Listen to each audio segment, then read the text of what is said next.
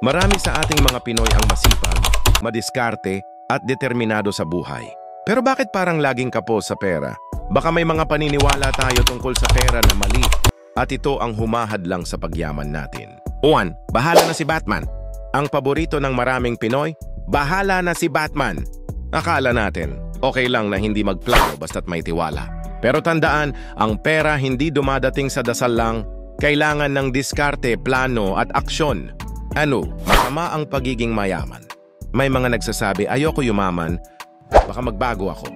Pero ang pera, hindi nagpapasama sa tao, inilalabas lang nito ang tunay mong ugali. Ang totoong masama ay ang hindi mo paggamit ng pera para makatulong o umasenso. 3. Ipapasa ko na lang sa anak ko ang problema sa pera. Marami ang nagsasabi, bahala na ang anak ko balang araw. Pero ang responsibilidad sa pera ay hindi dapat ipasa. Kung gusto mong guminhawa ang buhay ng pamilya mo, dapat sa'yo palang magsimula ang pagbabago. 4. Kailangan ng malaking kita para makapag-ipon. Sinasabi ng iba, di ako makakaipon kasi maliit ang kita ko. Mali.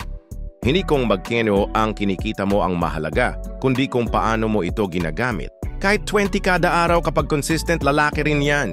5. Utang lang ang solusyon. Kapag gipit, ang solusyon agad ng marami, utang. Pero ang utang, kung hindi marunong humawak ng pera, lalong magpapalubog sa'yo. Dapat tignan ng ibang solusyon. Dagdag kita, tipid, at tamang pagbabudget. Ang tunay na kalayaan sa pera ay nagsisimula sa tamang paniniwala. Baguhin ang mindset, ayusin ang ugali, at tiyak, unti-unting aangat ang buhay. Kung gusto mo pang matuto ng mga tipid tips, negosyo ideas, at money hacks, huwag kalimutang mag-like, share, at subscribe.